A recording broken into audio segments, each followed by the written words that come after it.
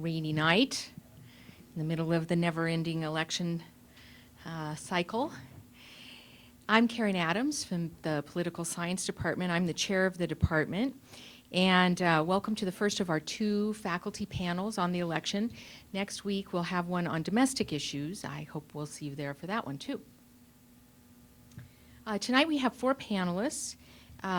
Myself, Abishek Chatterjee from the Political Science Department, Anna Conley, a lawyer in Missoula who is going to start teaching in the Political Science Department next semester, and Brock Tessman, who's dean of the Davidson Honors College. Brock has a PhD in political science, so these are all political scientists, more or less. And our goal tonight is to give you a sense of some context for the foreign policy discussion between the candidates, the major presidential candidates. There may be some discussion of the minor presidential candidates as well. And so we're each going to talk for 5 to 10 minutes, maybe a little bit more than 10 minutes. And then we will open up the floor for questions, comments. We'll look forward to having a discussion. I want to thank our co-sponsors, the Project on American Democracy and Citizenship, Pi Sigma Alpha, which is the Political Science Honor Society, the Davidson Honors College, Montana Model UN, and the Global Leadership Initiative. Also, tonight's panel is being filmed by MCAT, and after the discussion tonight, you can go on in the next day or two and watch us again. So thank you to MCAT, which has funded the filming of this evening. All right, well, I'm going to go ahead and get started. My topic tonight is U.S. power and role in the world. And when I think about this as an international relations scholar, I have to start, obviously, by thinking about what is power. And let me say a few things about why this is important. First of all, as you might have noticed, Donald Trump is talking a lot about returning America to a more powerful position, a more influential, a more respected position. So power is part of the currency of the debate between the major candidates. And of course, Hillary Clinton's retort to that is that she has worked to preserve and even increase America's power, to guard America's power during her long career in the American foreign policy and American domestic policy environment. So when we think about how to think about the implications of a presidential candidate for American power and for America's role in the world and what we would like America to be able to do in the world, we need to start by thinking about what we mean by power, national power. And so there are several ways we can define power. One, we can think of it in terms of prestige. Do others respect us? Do others wish to be like us? This is kind of a more of an idea of power, right? A reputation for power. These aren't necessarily physical manifestations of power themselves, but something one might in the past have called glory or honor, for example. A second definition of power is the ability to get what you want. Sometimes scholars in my field in international relations and international security talk about power as being able to influence others more than they influence you. That is a pretty strong definition of power. That suggests, in many cases, a kind of zero-sum idea of power, that if I'm powerful, you must be weak, or conversely, that if you're powerful, I must be weak. And that it's always good to have somebody else yielding to what you wish to have happen. A third definition, and the one I prefer, given the way that the international political system is set up, is the capability to survive and prosper. So in international relations, although there is a thing that looks like a world institution, the United Nations, there really isn't anything at all like a world government. There's no authoritative decision maker that can enforce rules, that can enforce contracts reliably and in reference to all actors. So instead we have what we might call an anarchic realm in international relations. a realm in which states are free to do as they like unless some other state objects, or unless their domestic population objects to that. Or in some cases, states may wish to follow international norms, international public opinion, but those are choices. There isn't a sort of compellent situation like there is in domestic politics where actors, individuals, or corporations, for example, have to think about the legal consequences of their actions. They could be fined, they could go to prison, and so forth. So given this anarchic nature of international relations, if states are going to survive and prosper, they need to have capabilities to take care of themselves. And as I mentioned here on the slide, that includes domestic capabilities to retain one's sovereignty, to avoid revolution and collapse, and hopefully not only that, but also to provide for the prosperity of citizens relative to their expectations. So there's, of course, some sort of linkage between there, right? One would expect that if citizens are dissatisfied with their economic situation, the social strictures that they face, the political rights that they have, that country might be more likely to experience a revolution. Or if the country is experiencing a lot of economic problems, it might collapse. Of course, we can think about states that have died in recent years. We can think about the Soviet Union. We can think about Albania. Both were countries that collapsed as a result of economic crises. So domestic challenges are really central to international relations, in that if you, as a state, can't survive relative to your own population, then you basically don't have a lot that you're going to be able to accomplish in terms of your foreign policy. Then there's the international capabilities that states need. This is again, we can think of from a sort of minimum to a maximum. State survival at the minimum, avoiding attack, and more importantly, avoiding conquest if attacked. Being able to defend one's borders, to defend one's infrastructure, for example, today from cyber attacks. All of these are important in terms of the international survival of a state, and therefore it's very survival. And then also there's an international dimension to prosperity. People not only are interested in how prosperous they are economically or socially, politically, in terms of, say, their forebearers, their ancestors, or others within their state, but especially now in the media age, people are very aware of how many rights, how much income, what standard of living they have relative to other countries, to people in other countries. And so states need to think about how they can be competitive economically, again, in order to satisfy their people, but also in order to survive relative to other states. Now, once we start to think about states in this way, we can begin to divide states up into different kinds of power categories. And traditionally, we have talked about great powers, middle powers, weak states. If we think about American power and the history of American power since the founding of the United States, we have experienced all of these statuses. Initially, we were quite a weak state in 1776, got a little stronger with the Articles of Confederation, which made the United States a federal state. And until, I don't know, 1820, something in there, these are kind of approximate. I'm sure my friend Paul Haber and other historians would like to quibble with some of this dating. So until maybe the Monroe Doctrine, we can think about the United States being primarily concerned with developing itself domestically, trying to establish sovereignty, and then really it wasn't until the mid-1800s that the United States began to be capable of doing more than that. In other words, having some higher level of activity in the region. Now, one thing that's important to notice about this is that it's very important not to call a state a great power just because they act like historical great powers have done. So there's, for example, in my field, in international relations, there's a big debate about when did the United States become a great power. And some people argue it didn't become a great power until it started taking over other countries, like the Philippines, for example, right?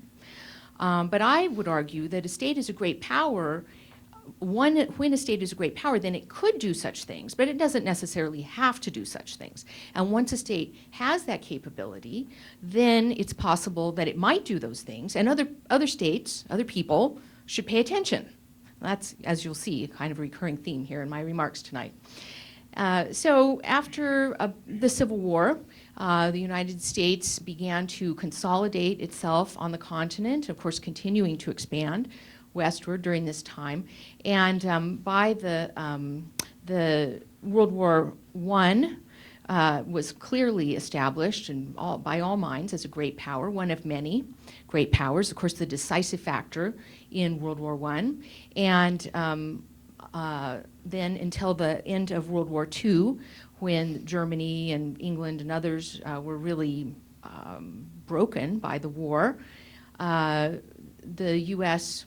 continued to exist in a multipolar era until then, when we think of the bipolar era beginning. The Cold War, we often think of that as. In my way of thinking, it's not so much important that it was a Cold War or a hot war, but obviously it's very important in terms of how much violence there was, but in terms of this way of thinking, defining the international system, what mattered was that there were two states with great capabilities, and then they had, as a result of those capabilities, the opportunity to decide what their relations were going to be like, and in the process of doing that, affected so many other states worldwide. So we could have had a hot war, we could have had a Cold War, we could have had basically peaceful coexistence. And during the Cold War, we had the Cold War and peaceful coexistence kind of off and on at different times. And then, of course, we had a lot of hot wars in the periphery of the international system that were sponsored by one or the other great power. So the bipolar era ended in 1989 with the economic collapse of the Soviet Union. The Soviet Union didn't actually disintegrate as a political entity until 1990, 1991. But the Cold War, I would just say, was over by 1989. And then from 1990 until, I argue, 2014, we were in a unipolar era. This is a very unusual situation in international affairs. If you think about international anarchy, about the last thing that you would expect that states would want is to have just one power, one unrestrained power, leading the world, right, or trying to lead the world, trying to impose its views on others. In the absence of a world government, there's no restraint on such a state, and so we would expect that there would be, states would try to look out for themselves and build up their power. Well, it's difficult to do that. It's taken China a long time to do that, but I argue that by the end of 2014, China had sufficient capabilities to be considered a great power. Now, different analysts judge this in different ways. We're going to hear later from Tessman about risk. And basically, my argument is that it's risky not to recognize China's capabilities today. China and the U.S. still have quite a lot of distance between them, but China and the U.S. have rough parity, and that means we need to think very differently about American foreign policy today and have different expectations about how others will be acting in the world today as well. So I don't want to take up too much time, but I just want to scoot through a few slides here to give you a little bit more meat on the bones of my argument. Then we can talk about it a little more if you'd like during Q&A. So when I talk about a great power, I'm not talking about just a state that has overall military capabilities larger than others, but also economic capabilities, population, territory, et cetera. And all this combination of capabilities, economic, military, political, competence, all of those things mean that a great power has more ability to act independently. And in particular, it means that it has the ability to withstand sanctions. And this is what I argue happened in China in 2014. By 2014, China not only had the military capabilities to make the United States think twice about encroaching on Chinese territory and Chinese interests, and also to make China more unpredictable as a military actor in international affairs, but more importantly, China had the economic capabilities to withstand sanctions. In particular, China has now an extremely large economy.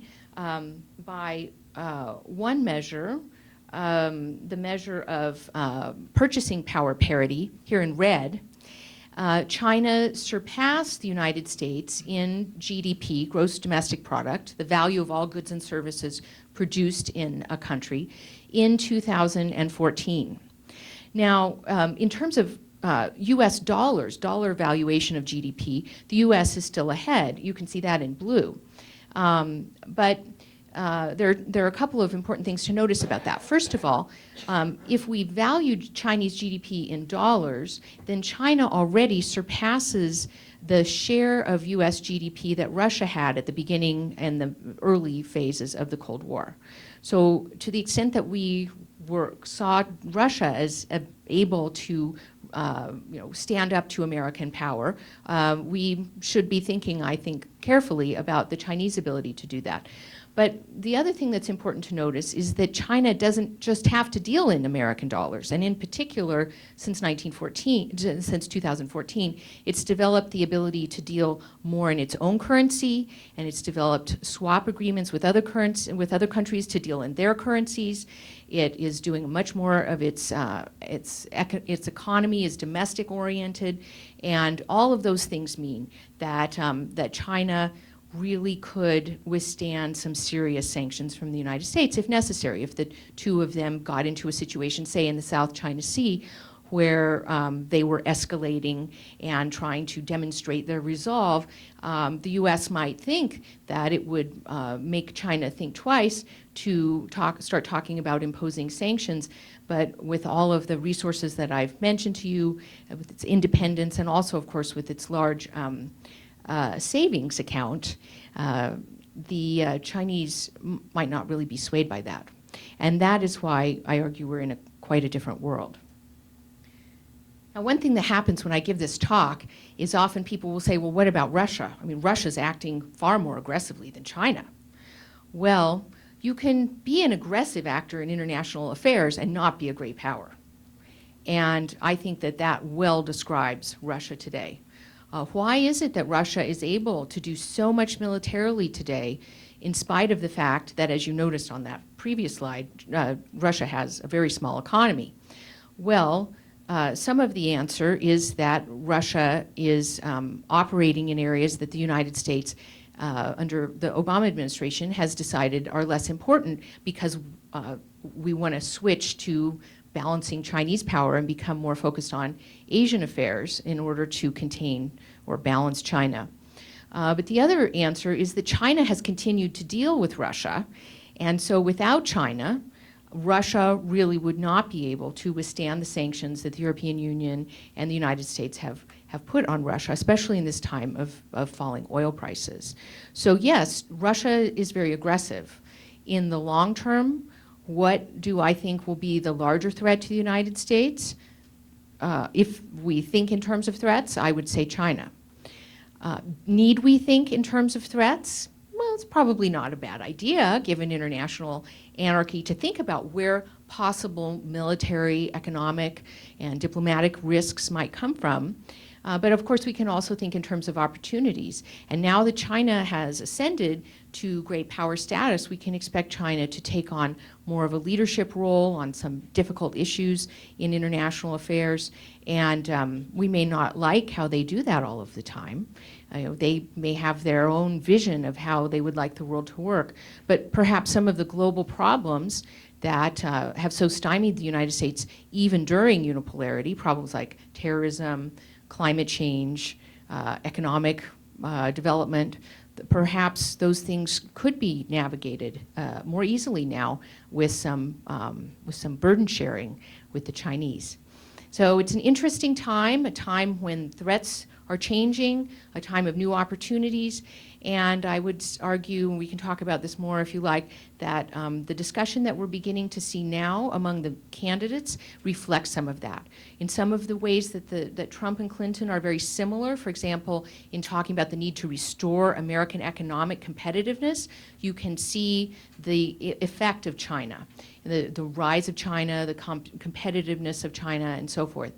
In ways that they are divergent, For example, with regard to building a wall on the southern border to keep immigrants out, we can see different ways that each of them might interpret how the United States could navigate its way through a new bipolar era. So happy to take your questions and comments later. And now we're going to move on to our next speaker.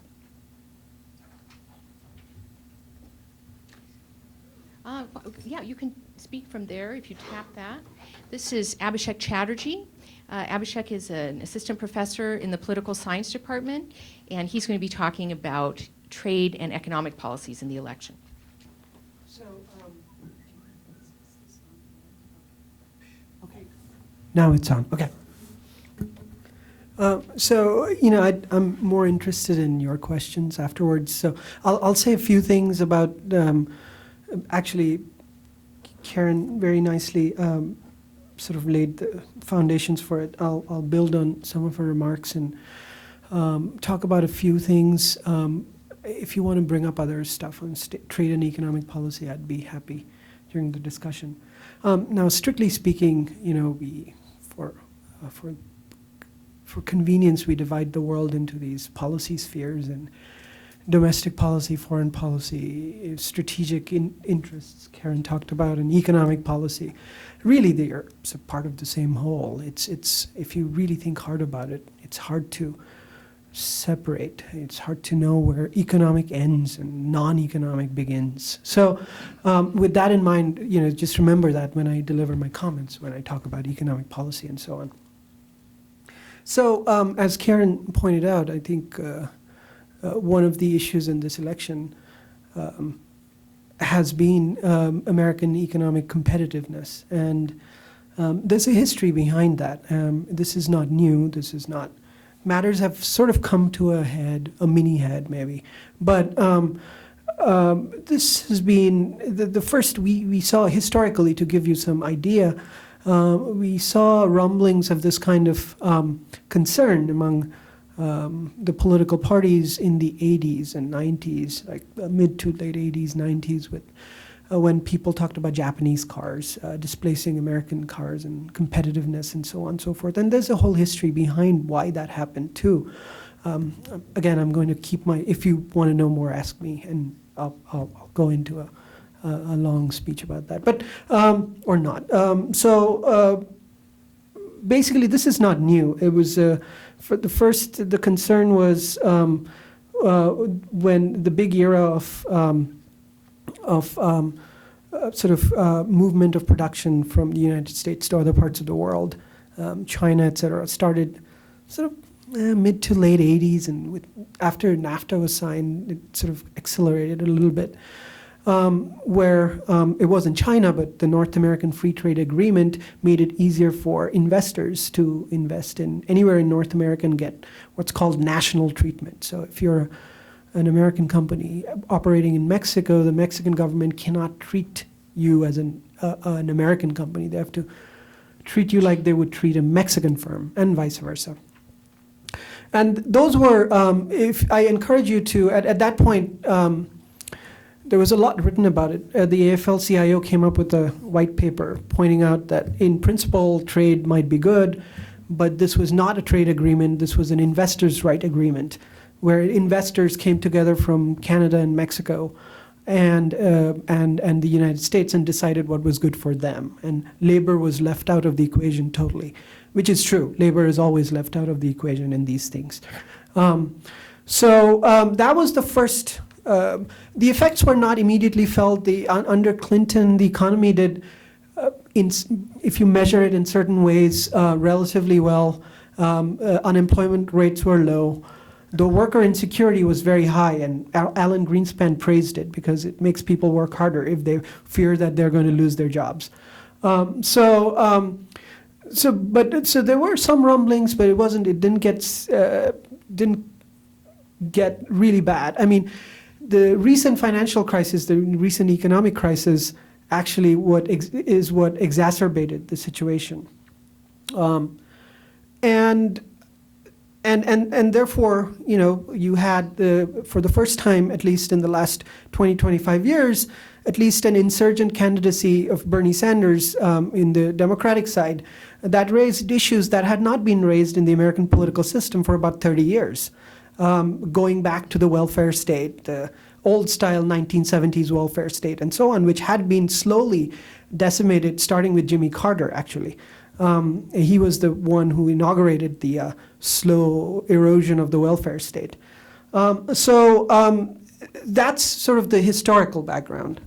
The fact that there's sort of a labor arbitrage going on, but that has been going on since the 80s and 90s, where with moving of production to China with the Plaza Accords, and I'll get into ask me again to explain Plaza Accords in the 80s and so on, where a lot of even Japanese companies went to China to set up operations and so on. Okay, which brings us to this election and the issues in this election. Of course, some of the issues, Bernie Sanders' candidacy is moot at this point, but it's important to point out that, again, let me reiterate, there was a very good reason for why he came so close, and he was such a strong challenge in the Democratic primary, because he was raising issues that were dormant, but that were very important, that were never in the agenda. So maybe people felt it, but they never saw any of the major political parties address any of these issues ever, until they were finally raised. So this makes you this brings us to sort of the policy positions of the two candidates. Now, as far as, again, I talked about domestic policy, but you will have realized by now that there isn't a dividing line between domestic and foreign economic policy already. It's implied in all my comments. So what are the two major issues now? Well, on the one hand, there is this pressure to make America more competitive and bring jobs back and so on. And each candidate has offered his or her own views of how to do that. Donald Trump wants to, most of his policy positions are rather vague and scattershot, to put it very mildly. So it's hard to say what he would do if he were elected president. And that would be an interesting experiment, though. Anyway, Donald Trump says if you reduce at least corporate taxes, which are actually not that high given all the loopholes, accounting lawyers would be able to, they would know more about this. Yeah, the rates are really high, but there are so many loopholes that the net tax burdens don't end up to be as high as you think they would be. So that's Donald Trump's strategy, from what I understand. Hillary Clinton also talks about increasing American competitiveness and so on. And here I'll just talk about two issues that will become important, though because of the lame duck session, I don't think she's going to introduce them if she wins the elections right now. So one is the TTP. That's very important. Obama administration pushed for it, and there are strategic reasons for it. The reasons from the perspective of the president, they're all strategic. I'm building on what Karen just said. They don't want American, sort of the executive, they don't want Southeast Asia to fall in the Chinese sphere. So they want to, already, China is the largest trading partner for most of those countries, and the United States doesn't want that to happen. So it makes strategic sense from a certain perspective to have the TTP, but then the United States government has to convince the actual players who are going to trade that it's in their interest to enact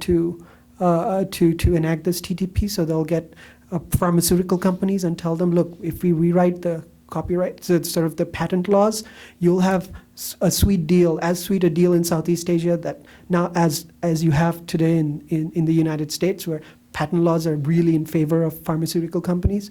So now Southeast Asian countries cannot buy, say, generic drugs from producers in Brazil and India if this goes through.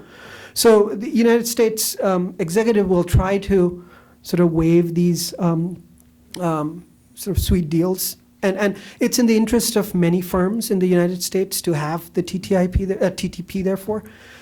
So I think Clinton, she was for it at first, but then when she saw the opposition, she backed off.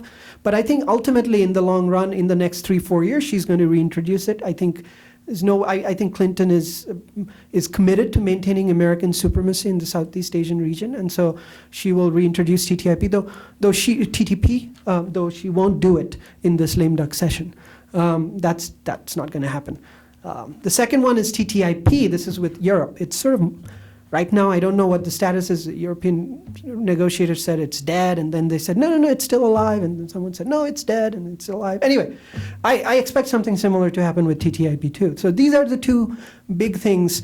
So these two issues speak to the fact that U.S. strategic interests, looked at in a certain way, push the United States to expand certain kinds of trade, which actually might, militate against some of the demands that gave rise to, say, Bernie Sanders' candidacy. So there's a tension there. I'll just stop there. Sorry, I went on too long. I think I did go on too long. Thank you, Abishek. Next, we're going to hear from Dr. Anna Conley, and she's going to talk about U.S. compliance with international law. Thank you. You hear me okay? So yeah, I'm going to talk about how Hillary and Trump think about U.S. compliance with international law. But first I should talk about what is international law. International law is a system of rules that apply to the conduct of nations, and they apply as nations interact with each other, and they also apply as nations interact with individuals within their sovereign borders, at times of war as nations interact with individuals outside of their sovereign borders. It's generally thought of as a consensual system of law, so it's not compulsory, as Karen was mentioning. And so despite the fact that it is a consensual system, there's a famous saying that most countries follow most international law most of the time. So it is a pretty robust system. And when you think about why it is that countries comply with international law, the knee-jerk reaction is because it's in their self-interest to do so in a certain situation. There's also other reasons, though, such as reciprocity. So, for example, if I want to make sure that my POWs get treated well in another country, I better treat other countries' POWs well if they're under our custody. And there's this idea of the self-interested actor compliance model with international law, that a country, when it's in their self-interest, will comply with international law, and when it's not, they won't. And the self-interested actor approach to international law is a real problem for the legitimacy of the system, because if you only comply with it when it's in your best interest, and you kind of push it aside and delegitimize it if it's not in your interest, then ultimately people aren't going to think that it's a robust system that actually means anything. And because we have compliance, monitoring, and enforcement issues, it really makes it that much harder for people to see it as a legitimate system of law. So we see that Clinton really takes the self-interested actor approach to U.S. compliance with international law. When it's in the U.S.'s interest to comply with international law, we've seen Clinton being very much willing to do so. However, when it's not in the U.S. interest to comply with international law, Clinton has very clearly advocated against such compliance. And you actually see this more in her Senate record than you see it in her Secretary of State record, because that's when she was interacting more with international law versus diplomatic negotiations. If we're trying to understand Donald Trump's approach to international law and U.S. compliance with it, it's a lot more difficult because he doesn't have much of a history as a government actor, so he's never really had to take official stances on compliance with international law. So the best evidence of what Trump thinks of international law compliance would be to take some of his ideas that have an international component and see whether they are compliant with existing international legal norms. So I'd like to just give a couple examples of Clinton's approaches to international law compliance in a couple different situations when she was a senator, and then talk about a couple of the ideas that Trump has talked about in his election and see how they interplay with international legal norms. We have the International Court of Justice, and the International Court of Justice is generally thought of as the judicial organ of the United Nations. It's the premier multinational civil dispute resolution body. So states can bring claims against other states in certain circumstances, and International Court of Justice decisions are generally looked at as a very important part of international law, and it's a respected court. And what we had in 2004 was the General Assembly brought a question before the International Court of Justice. The General Assembly said, is Israel's building of a wall around Palestine and Palestinian territories contrary to international law? Does it violate international law? And the International Court of Justice said, yes, Israel's building of a wall around an occupied territory is a violation of international law, and it's a violation of Palestinians' international human rights. And so what the court said is, we want the UN, particularly the General Assembly and the Security Council, to figure out how to remedy this international law violation. Immediately after this decision, Clinton, with other senators, co-sponsored a Senate resolution condemning the International Court of Justice decision and advocating strongly that the U.S. take action in the UN to ensure that nothing prevents the building of the wall, and to ensure that there's diplomatic efforts to have other countries make sure there's nothing that prevents the completion of the wall. And most importantly, for our purposes, the Senate resolution that she co-sponsored also delegitimized the court by calling it a politicized body that was simply critical of Israel. So here we see Clinton's interest in protecting an ally and protecting a constituency as trumping, no pun intended, international law compliance, and actually really creating a very overt statement to delegitimize what's looked at as one of the most important multinational dispute resolution bodies. Another example we have in 1998, the Rome Statute, which is a treaty that created the International Criminal Court, was adopted. And the United States was very involved in the negotiation of the Rome Statute. And then the actual International Criminal Court came into being in 2002 when the treaty entered into force. And although we were very involved in the negotiations, ultimately the U.S. advocated against adoption and finalizing of this treaty. And the reason the U.S. advocated against it is because we couldn't get around the fact that U.S. military personnel who participate in a peacekeeping operation in a country that has ratified this treaty could be subject to the International Criminal Court's jurisdiction. And we wanted to make sure that our government officials and our military could never be subject to this International Criminal Court. So right before it entered into force, there was the American Service Members Protection Act. That was a bill that was brought up in Congress. And this act was really hostile toward the criminal court. Essentially what it did is it directed the executive to use its UN veto power to make sure that there is no peacekeeping mission that's ever authorized by the Security Council unless there is a specific exception that says that U.S. personnel can never be subject to the International Criminal Court if they participate in this peacekeeping operation. And it actually prohibited any armed services of the United States from participating in a peacekeeping mission in a country that's ratified this treaty unless there's a certification that the individuals would never be before the court. And that was not only for individual service members, but it was also for any of our allies. And President Clinton voted in favor of this bill, again, seeing the interest in U.S. power, as Karen was talking about, and ensuring that we have unfettered military power, that we are the only sovereign or the only entity that's going to pass judgment on our government officials or our military personnel's actions. We have an express rejection of what's seen as the premier and kind of shining star of modern international law, which is this permanent criminal court to take over what used to be an ad hoc system. So those are just a couple examples of the self-interested actor approach that we've seen Clinton take to international law.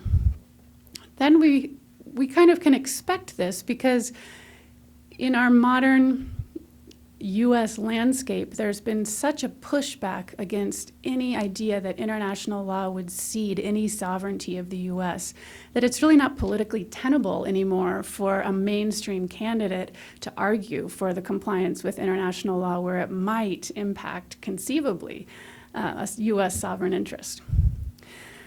So then we kind of go through the rabbit hole and we start to see some of Trump's ideas. One of the most shocking ideas from an international law point of view is Trump's his interest in killing terrorist family members. He has advocated this year that he would direct U.S. military personnel to kill the family members of terrorists for interrogation purposes and to help defeat ISIS. And when he advocated for this, there were several DOD and military personnel that came out and said, if any U.S. president tried to force U.S. military to do something that's such a blatant violation of international law, the military would not do it because the military is not obligated to follow an unlawful order, and that would be an unlawful order. And after the military and DOD personnel came out strongly against this statement by Trump, he then said, I understand I would never order the military to do anything illegal. Instead, I would just broaden the laws, essentially making what he wants them to be able to do, to kill the families of terrorists, somehow international law. This kind of shows that Trump doesn't maybe understand or appear to understand exactly how international law is formed, that it's formed by many nations' actions or many nations' consent, and that we don't have the ability to change the law of nations or the law of war unilaterally.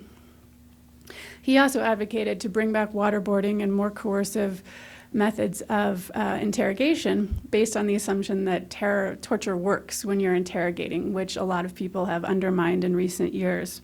Also would be violation of a lot of international legal norms and the Torture Convention, for example. Finally, he also mentions expelling Muslims from the United States. And this has really changed scope quite a bit in the campaign. When really pressed, his most specific approach to expelling Muslims from the United States is that you would have a border agent or a customs agent that would ask someone trying to enter the U.S., are you Muslim? And if the answer was yes, they would be denied entry for any reason. And this is such blatant religious discrimination. It's a violation of, any international human rights treaty that you could think of. And the idea that that is something that could be proposed is a suggestion that there's simply not really much of an understanding about some of these basic human rights norms and civil liberties, actually, when it comes down to that as well. So in summary, we see Clinton having this very much self-interested actor approach to international law that's really common in today's landscape. We heard that Bernie Sanders, he took a different approach. He was hammering Hillary all throughout the primary for voting in favor of invading Iraq. I think he probably is a little bit further down the spectrum of following international law compliance, even where it might not comply with a perceived U.S. interest because it's a legitimate system that we need to advocate for. And then we see Donald Trump really not having any regard for international law or attempting to get around it in any way. So those are my comments. Thank you. Thank you, Anna. And our last speaker is Dean Brock Tessman from the Davidson Honors College.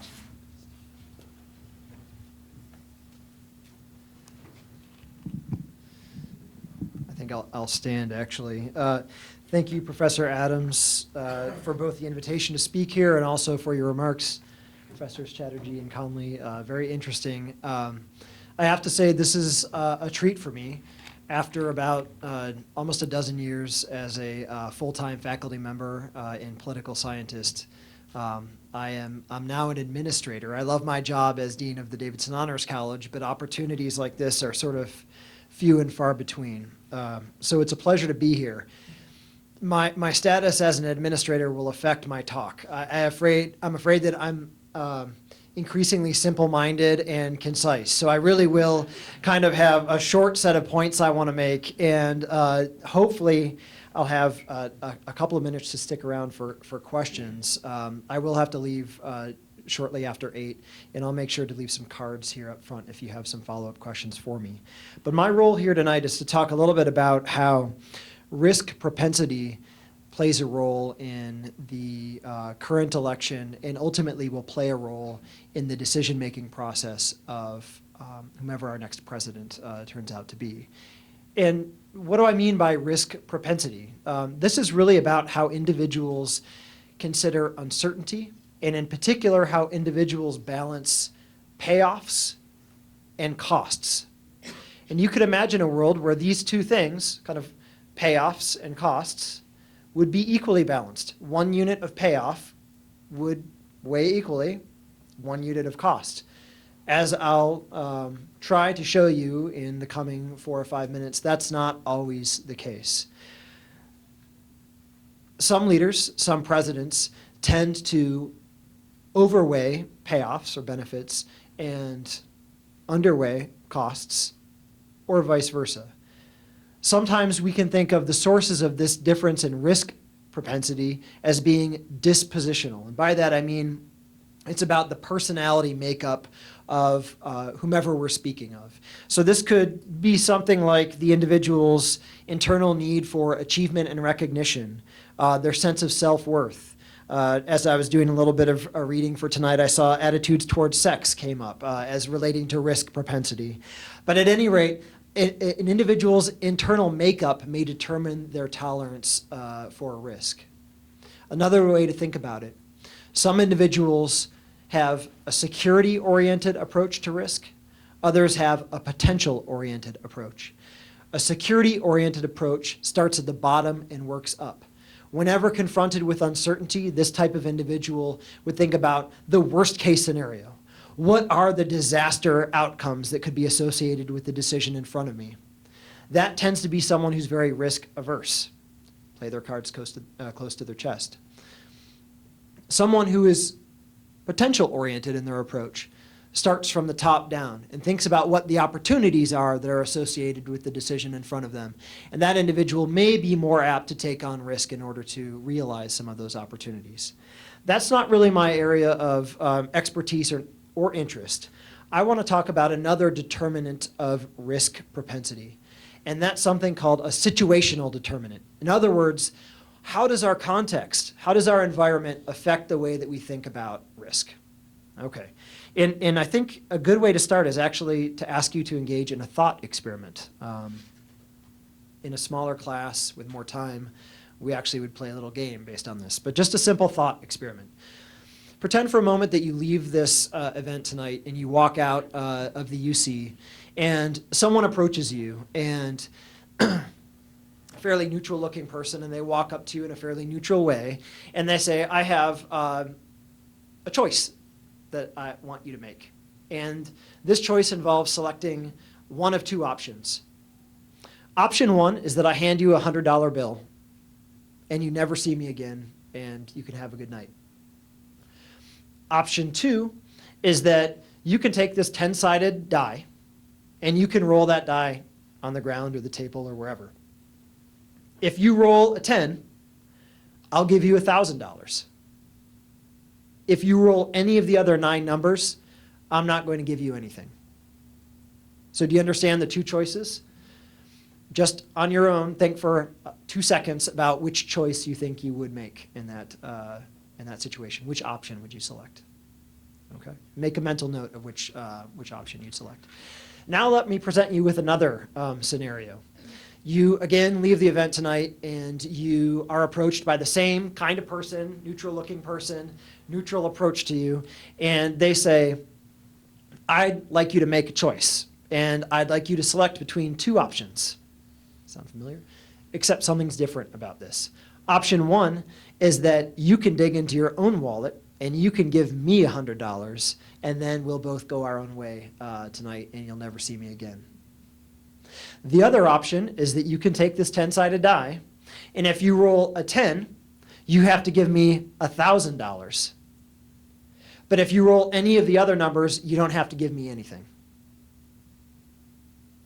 Do you understand that scenario? Okay, so without getting too deep into this, if you can give me a show of hands, in option 1, where you're deciding between taking $100 for certain or rolling the die and having 1 out of 10 options give you, or outcomes give you $1,000, 9 out of 10 outcomes giving you nothing, how many of you would choose to take the $100 for certain? Raise your hand. Okay. Okay, almost all of you. Some people just never raise their hand, so I'm going to assume that's more or less everybody. Okay. Okay, so period, full stop.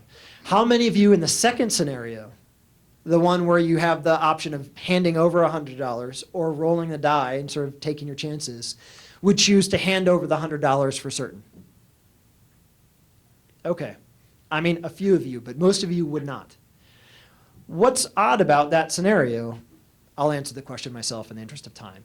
So what's odd about that scenario is that in both cases, you should be roughly split even, 50-50, because the kind of expected utility, the pure math, suggests that these options are more or less equal.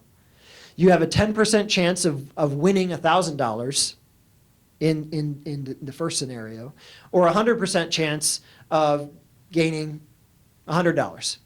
So the expected outcome there is $100 either way. The same thing happens on the other side of the coin.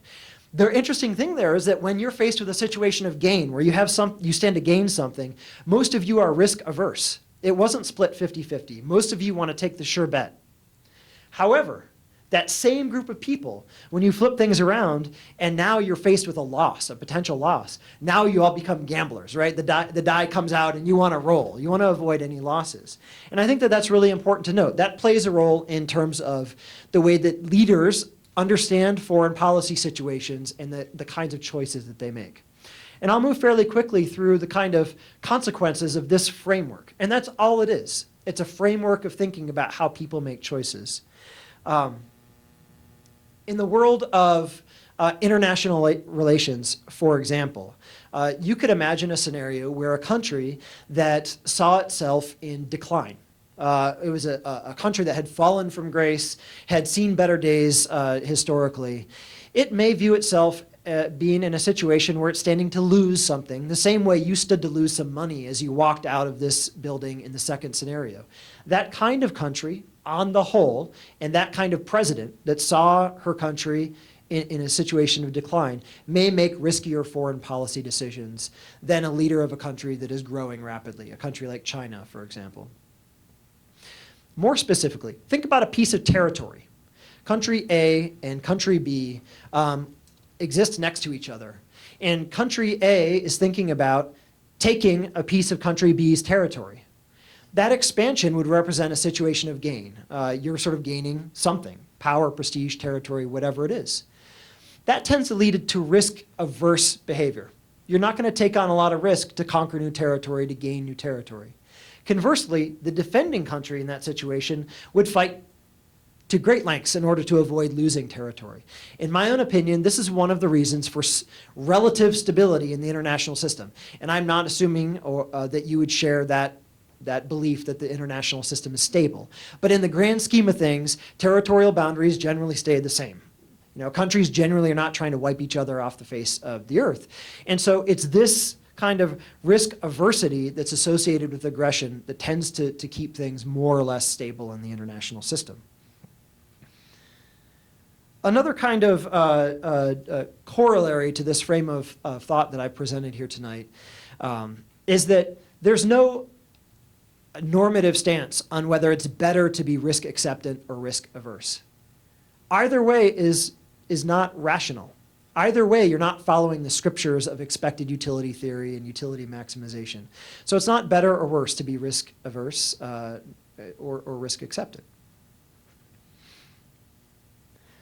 A couple of other minor points before I move on to some comments about the Trump-Clinton race. First, related to this concept of risk tolerance, people are willing to undertake great cost and great effort in order to eliminate risk entirely. Think about this for a second. Societies or families or individuals are willing to pay so much more to reduce the risk of a negative event, let's say a terrorist attack, from 1% to 0%, than they are willing to pay to reduce the risk of a terrorist attack from 10% to 9%. The same incremental difference. But people in the pursuit of certainty and the lack of ambiguity will pay so much in order to achieve a 0% risk level for any negative outcome. That comes up in the way we discuss terrorism, the threat that some people perceive from immigration. If you can pretend that you have zero risk associated with a negative outcome, you're willing to pay quite a bit in order to achieve that outcome. Importantly, when it comes to politics, leaders of countries, of corporations, of political parties know about this research, this tendency that human beings have regarding risk.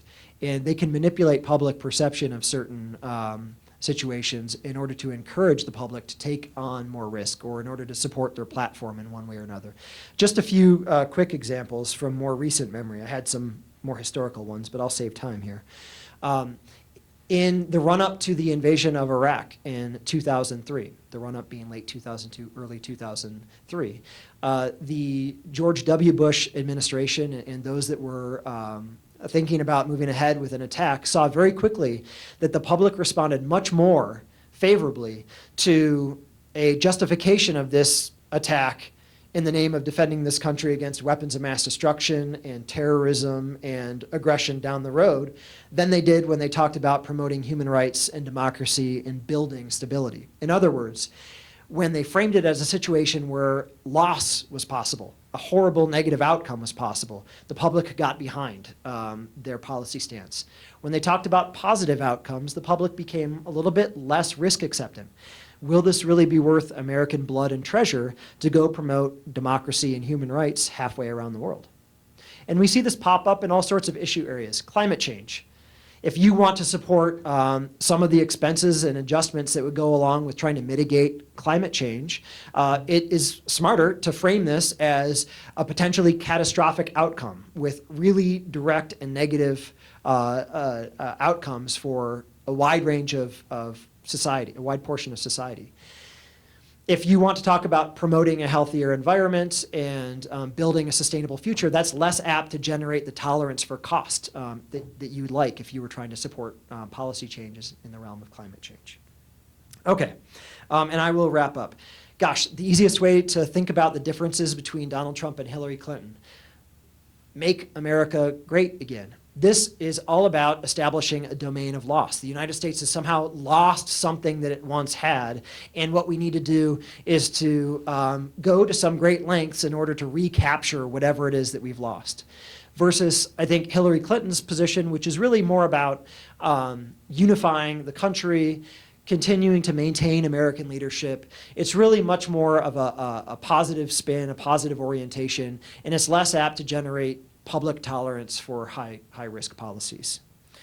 I think you can see with the Donald Trump campaign right now, which I think is noticing that it's falling behind in the polls, that there is increasingly risk acceptant behavior in terms of the claims that are being made and the rhetoric that's being used. As much as we'd like to think of Donald Trump as a one-off, and as much as he may be kind of a really unique individual, this is quite understandable through the framework I've outlined tonight. He and his campaign sees itself in a situation where it has definitely entered a kind of domain and frame of loss, and we wouldn't be surprised, or I wouldn't be surprised to see him continue to escalate the risky behavior. I have a bunch of other points, but I know I've gone on for too long already. I'd be happy to stick around for a few minutes and answer questions. If it's okay with our panel chair, I could answer some questions initially and then depart. Like I said, I'll leave my card here if you have follow-up. Yeah, thanks. Sure, that sounds great. Thank you all for your comments. So we have a microphone back here, and I have a microphone that I will travel around with. This is so that we can get it all on film. Okay. So does anybody have a question for Dean Tessman to start off with? And why don't you tell us your name, if you're a student? I'm Tegan Avery. I'm a student here at the university. As far as situational determinants for how like state actors determine risk and how they're going to accept risk, you said that Donald Trump seems to be framing America as in a loss situation. So would you say that as far as foreign policy frameworks, Donald Trump would be more open to risk-taking in the foreign? I would, yeah. So typically the world is filled with countries that we could think of as revisionist countries. They have an axe to grind. There's something about the international system and the international environment that they don't like. So they are in a loss framework. Then we have status quo countries. Typically, status quo countries are leading countries, great powers. Many of them have actually built the system, the financial networks, the economic systems, the military security arrangements. So oftentimes what you have is a very risk-acceptant revisionist country. Think North Korea here. And then you have a very risk-averse great power that's dealing with a country like North Korea. The problem, I guess, or the potential danger, is if you have a bunch of very risk-acceptant revisionist countries, but then you also now have a leading power that tends to be risk-acceptant as well because it thinks it is in the domain of loss. It now has its axe to grind. It needs to regain its lost prestige. You mix those two risk-acceptant countries together in an interaction, and the willingness to take on excessive risk becomes much greater, and I think you have a higher likelihood of violent conflict, at the very least, kind of brinksmanship. So yes, I would say there is a greater likelihood of risky behavior. Again, I would emphasize excessive risk acceptance is not necessarily any worse than excessive risk aversion. If you're excessively risk averse, it means you avoid opportunities that you should really take. So I'm clear in not taking a stance there. Nuclear weapons add an interesting wrinkle there, but yeah. Thank you. Other questions? Comments? Or for the panel generally, or for Dean Tessman? Oh, this has got to be the quietest room in the whole presidential election. Okay, we'll give it back to you. So this is for you. As far as Secretary Clinton and examples of disregarding international law as Secretary of State, can you think of an example? It's interesting because even though the Secretary of State heads the State Department, the Secretary of State doesn't have a whole lot to do with international law, surprisingly. That's more the area of the legal advisor, and the Secretary of State deals more with high-level diplomatic negotiations. So that's kind of why I looked more at her Senate record, because you do see certainly she did a lot to try to build consensus and try to rebuild a lot of damaged relationships. She was very involved in the Iran negotiations. She was trying to rebuild the State Department to get it be a better budget, to have it be a better administration. She was really working indirectly on some key international human rights like women's rights and trying to bolster rural women and their opportunities globally. So you did see it a little bit, but it's much more of an indirect relationship with the legitimacy of the international law system than you see with congressional actions that are essentially taking explicit official government positions on the legitimacy of these international legal sources and tribunals. And for Professor Chatterjee, can you explain a little bit of the pros of the Trans-Pacific Trade Pact, but can you explain more of the cons and why so many Americans dislike it? Well, it's hard to talk about the pros and cons because it's so secret.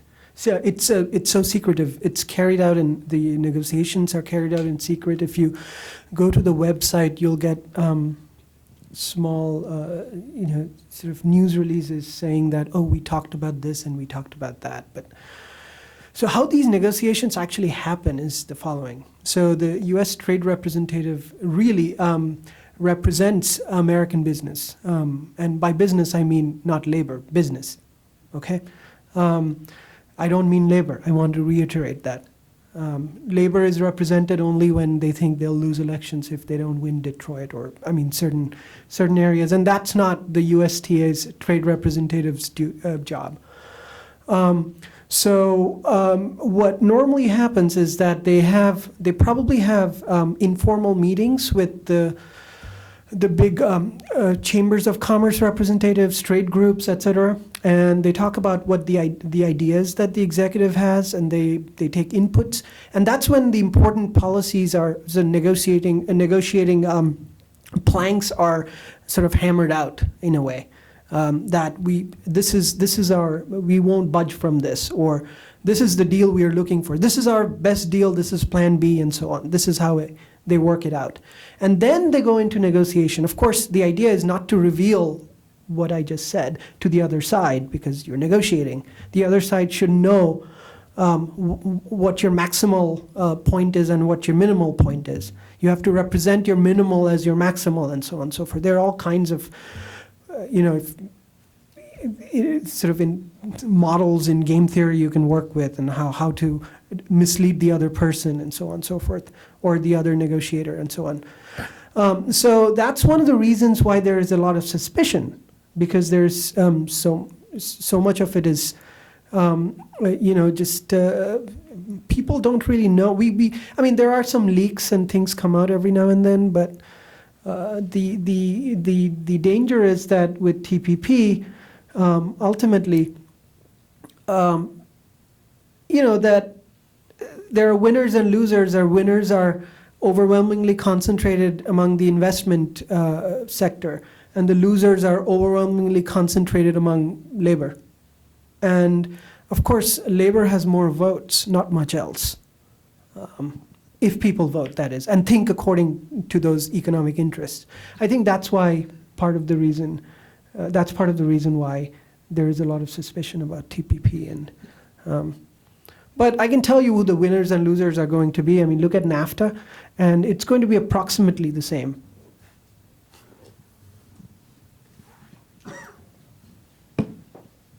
Thank you. While I walk over there, Anna, do you have anything you want to add about TPP? Have you looked at the agreement, or have you thought about the legal aspects? No. One of the contentious aspects of TPP is some of the legal conformity that the countries are agreeing to, basically agreeing to take U.S. standards in many things. So it's not just contentious in the United States, it's also contentious in other countries where it's, states are giving up some authority on some of their, especially contract law. I've been doing a little work in Hanoi the last couple of years, and our embassy there really has been pushing the TPP. And I think it really tracks back to what you were talking about with power, and that the TPP is really seen as giving smaller Southeast Asian countries a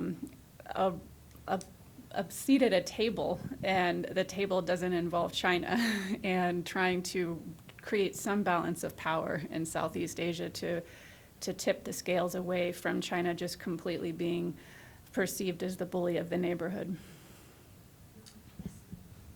Thank you, Karen. Is this on? I think it is now. Yeah, all right. My question also is for Ms. Conley, if I can formulate it here. And it has to do with skepticism or worry, if you will, about whether countries will ever defer or comply to the International Criminal Court. The examples you gave of Senator Clinton's essentially thumbing her nose and the Senate thumbing their nose at the criminal court. And when I think of the recent situation of the law that was passed and having to do with Saudi Arabia, where President Obama's veto of the right for 9/11 victims' families to sue the Saudi government, that they overturned his veto to allow such lawsuits which wouldn't go through a criminal court, which all point to self-interested acting, selfish acting, if you will. Short of weaker countries needing to comply, how will the court ever function successfully? You know, I think just the fact that the court came into existence is a victory in and of itself, right? Because we had these ad hoc, really expensive, really effective but behemoth tribunals, and we kept needing new ones. And ultimately, I think the international community said, look, we look at Nuremberg, you look at former Yugoslavia, look at Rwanda, there are going to be atrocities. We need to come up with an effective way to deal with them on a permanent go-forward basis. And I think one of the things that that shows is that there is enough multilateral willingness to say, we agree that really horrible things, acts against large groups of people, are sufficiently abhorrent to a universal standard of morality that we are going to all sign on to this. And I think it's going to have growing pains, and I would expect that it would continue to have growing pains, but I'm heartened by the fact that it exists at all. And I also think that something like the ICC, and then a lot of the regional groups like the European system, even though it's really struggling right now in a lot of ways, you see that there is more and more of an acceptance by countries to join on to multilateral, whether they be regional or not, institutions and paradigms to move forward. And I think it also goes back to what Karen is saying, is it looks non-powerful, in my view, for the U.S. to take the position that we're only going to do this when it's good for us, because it does provide significant reputational damage to us, and it makes us look hypocritical. And it doesn't help the whole system overall or our ultimate reputation within that system. That's one way to look at it. But I'm not a pessimist. I haven't given up on international law. I haven't given up on the ICC. I think most of the action is regional right now. And I'm curious to see whether that regional traction is going to continue on with the inter-American system and with the European system, and if ultimately the traction that we're seeing in Southeast Asia will result in an Asian human rights paradigm that might be able to be flourishing. We have a question in the back. Hello. Hi, Shane St. Ange. I'm a master's in public administration student. I want to thank the panelists and all the questions that have been asked. So when I think of international relations, I usually think in like rational choice theory, which I think a lot of you guys do too, where actors are self-interested. And in the world economy, starting with like when the US started to have real influence after the First World War, and we went to the gold standard, and then we moved to US currency with trade. Then you had the formation of the IMF and the World Bank, and we saw the US really have influence over trade throughout the world. And you had this thing called the Washington Consensus, which really pushed a lot of these trade policies to many other nations. So, but in that time, we saw the United States economy change drastically. We were a manufacturing country at one time, to now where most of the jobs are in the service industry, and actually much of our GNP now is in the finance industry. So many of these financial people have really benefited off of the Washington Consensus and what it is. Where do you think the Washington Consensus is today, especially with the rise in China? And do you believe it was short-sighted for those people who were living at that time? Or do you think it was a long-term plan that was looking out for the best of our nation?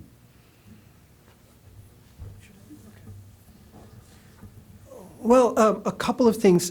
So, you talked about rational choice. Now, strictly speaking, rational choice doesn't say anything about whether people should be selfish or selfless. It just talks about the consistency between means and ends. So whatever your utility is, you maximize it. That's it. So it doesn't say anything about whether one should be selfish or not. I could be committing suicide and so completely rationally, provided I follow efficient methods of killing myself.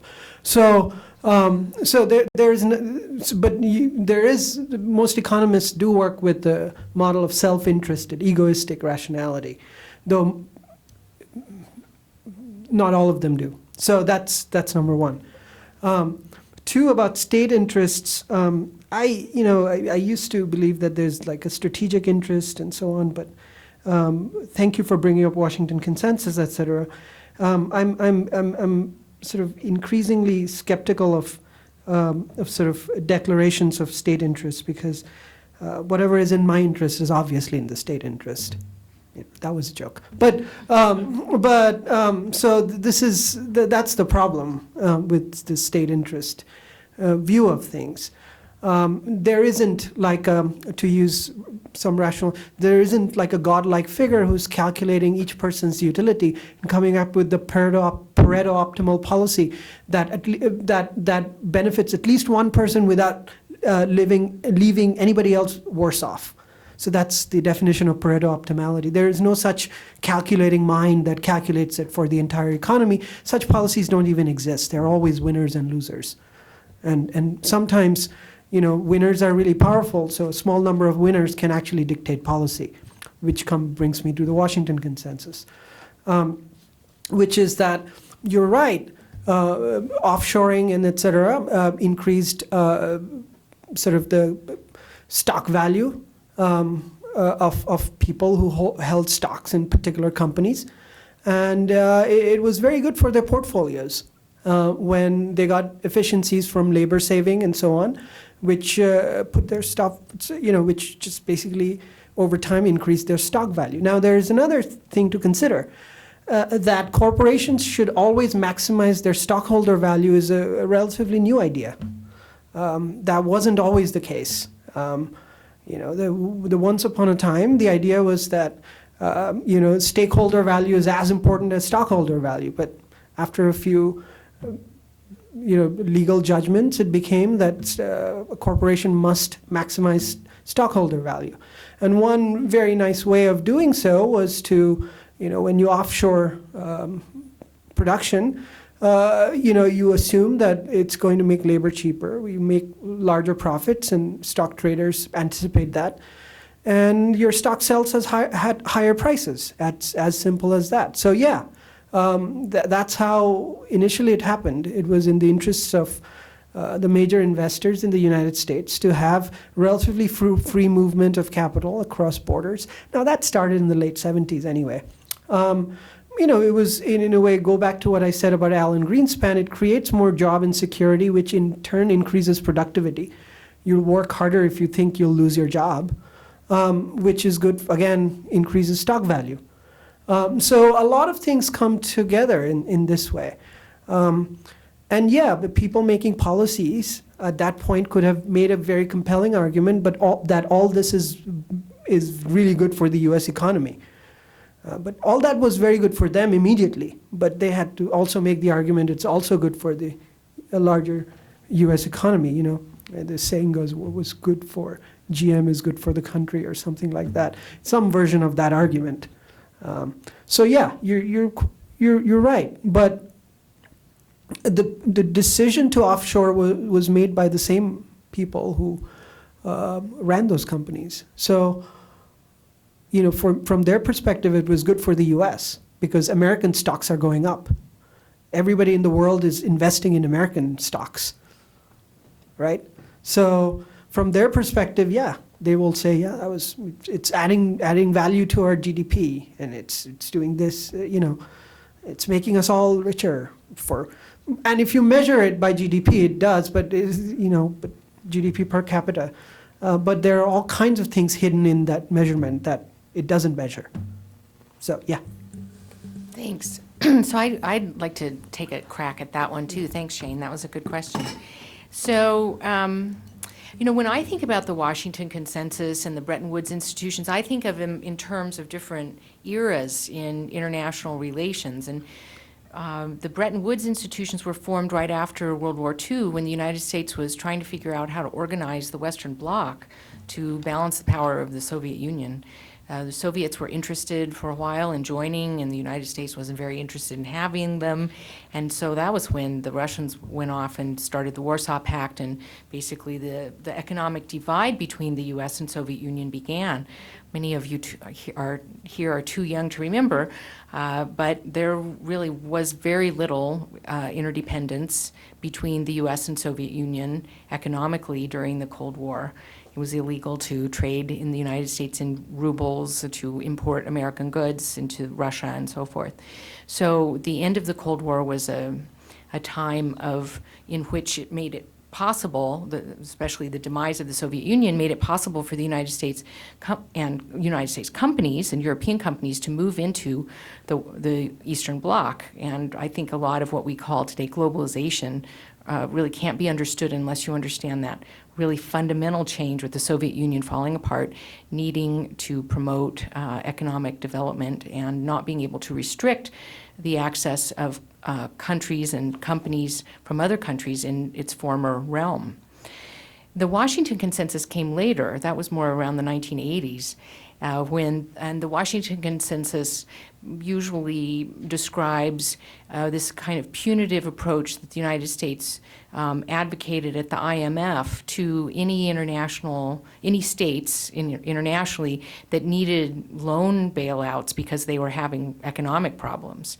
So initially it was Mexico in around 1980, and then some African countries, and then some Asian countries in the late 1990s. And the United States in the 1980s was really at the pinnacle of its economic power before Japan really got going, before the European Union really started being competitive. And so it was able to suggest or even impose policies on our trading partners that were really pretty tough. And, that in a way that was a bargain, right? Americans in general, didn't really want to be using a lot of tax dollars to support other countries. And on the other hand, there wasn't really any other game in town. So poor countries, if they were having economic problems, didn't really have an alternative. Well, this is where China becomes a really important part of the story. So in the 1990s, when the Asian currency crisis started, Thailand, South Korea, and so forth, that currency crisis was treated with that same old medicine of, prescribed by the Washington Consensus, basically assuming that the problem in those countries was that they were corrupt and inefficient. But that wasn't really what was wrong with those countries. Those countries had been very open to international trade, and being open brings a lot of money rushing in under certain circumstances, but it also means a lot of money can rush out under other circumstances.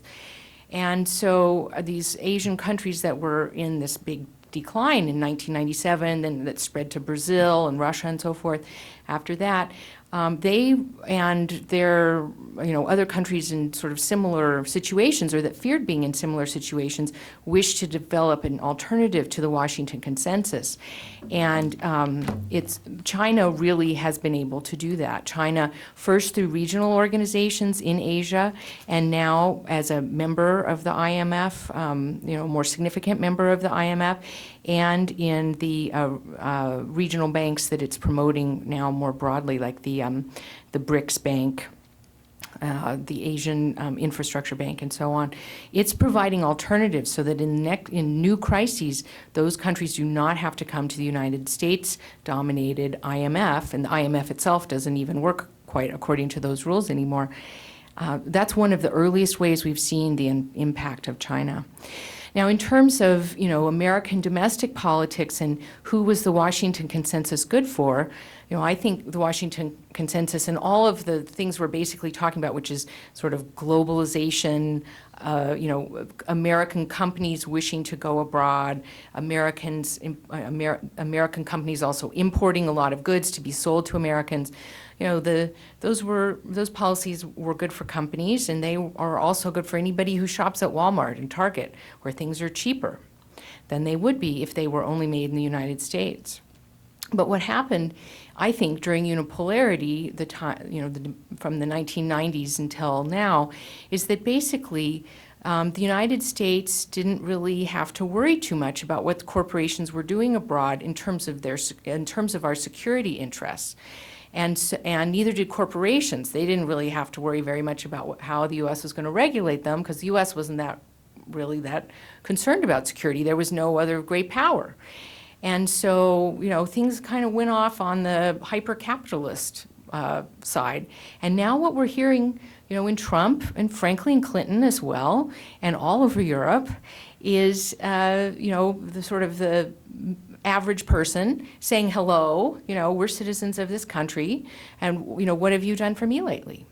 So I think that this, this election in the United States is part of a wider trend of reaction to growing inequality since the 1980s, and also falling real incomes in the United States and other countries in the middle class since the 1980s.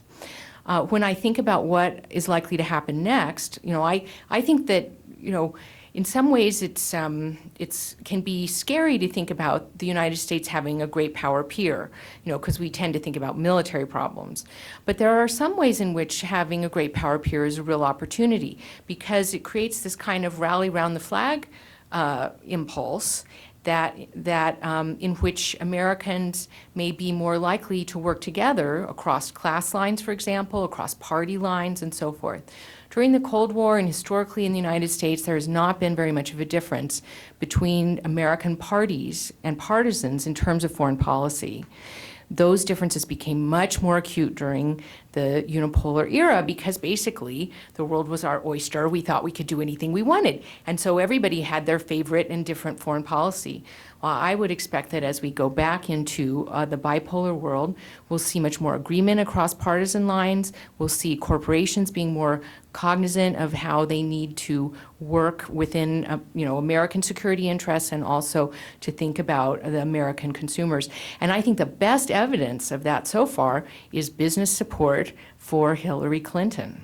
It's very interesting to see that, it isn't just Donald Trump's kind of risk-acceptant, demeanor that is providing an incentive for moderate Republicans, for independents, and especially for businesses to support Hillary Clinton, but it's also the difference in policies. And what she's talking about, part of what this stronger together idea is that, people at the high end of the tax bracket need to be taxed higher or need to work within certain rules to make sure that all of America benefits. And that's more of the kind of economic story that I think we're used to hearing in a multipolar, bipolar world. So I'm actually optimistic about the United States being able to get out of some of these domestic problems that seem so problematic. And basically that's because of the competitive realm that we're back into now, which makes us, have to be more careful about what we're doing. Just one quick thing, though. Inequality I don't expect to go down, because labor unions do not exist anymore. Labor unions have the biggest thing. I mean, business is not going to work with labor. Frankly, I disagree with Karen on this. Because labor unions don't have a lot of bargaining power in the United States. Unless you restore the bargaining power. There was a time when AFL-CIO worked with American security establishment. And then that was the time when wages were the highest, so to bring together everything. Unless you revive labor union in the private sector, I don't expect inequality to go down at all. Oh, it'll be fun to see who's right, won't it? Yeah. Yeah. Have any further questions, comments? It looks like we have another one here. I'm Marge Sanso. I'm just a concerned community member. And Karen, I really appreciated your opening presentation. I was walking in Portugal in the spring. I walked in the rural area for over 440 miles and didn't expect people to really talk about politics, and my expectations were unrealistic. As first, a woman who was a goat herder told me to sit down on this bench until she got her goats behind the fence, because she said, I want to talk to you about politics. Americans do not realize how much your politics affects the whole world. And I think that's not the group that's here. I think you understand that, but I think it's the people that are not here that, and probably will not even vote, that don't realize the power that we have in this country.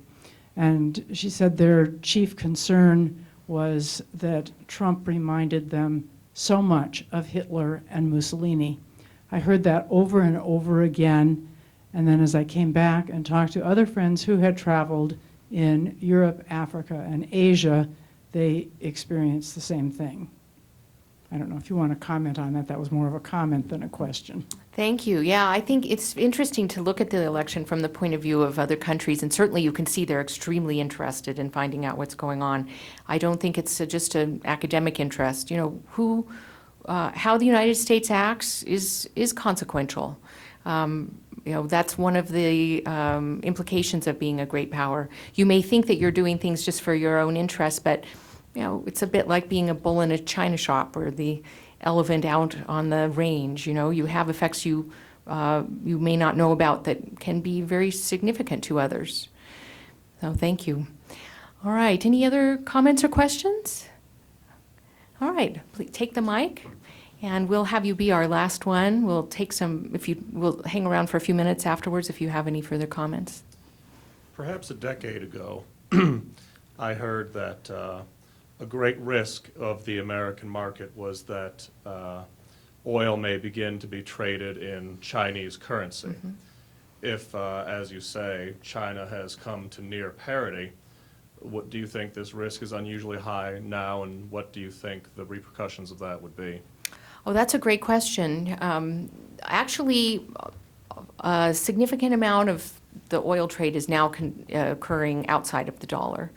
Initially, it was the diversification was into the euro, and then in around 2000 to 2014, the Chinese entered into bilateral agreements with various countries to trade in yuan or to trade in the other country's currency. And so now, not only a significant part of the world oil trade, but a significant part of all world trade is settled in yuan. And that will only increase. And that, of course, gives the Chinese a lot of potential to be independent, right? If the United States, for example, decided that it didn't want to that it wanted to freeze Chinese bank accounts, for example, or manipulate the value of the dollar in a way that might be detrimental to the Chinese, it wouldn't have nearly as significant of an effect as it would have several years ago. So that is already happening. Mm-hmm. All right, well, thank you all for being here. Thank you for your excellent comments and questions. And please come next week. We'll have a panel on domestic issues. The panelists are Professor Musty. He'll be talking about the pre-election polling and the Electoral College. We'll have Jeff Green from Political Science talking about domestic economic policy. We have Lee Banville from Journalism talking about post-truth politics. And finally, Professor Anthony Johnstone from the law school will be talking about legal implications in the United States of the election, the presidential election, especially for the Supreme Court and civil rights. So that'll be at the same time next week, 7 to 8:30 here. I hope to see you then. Thank you.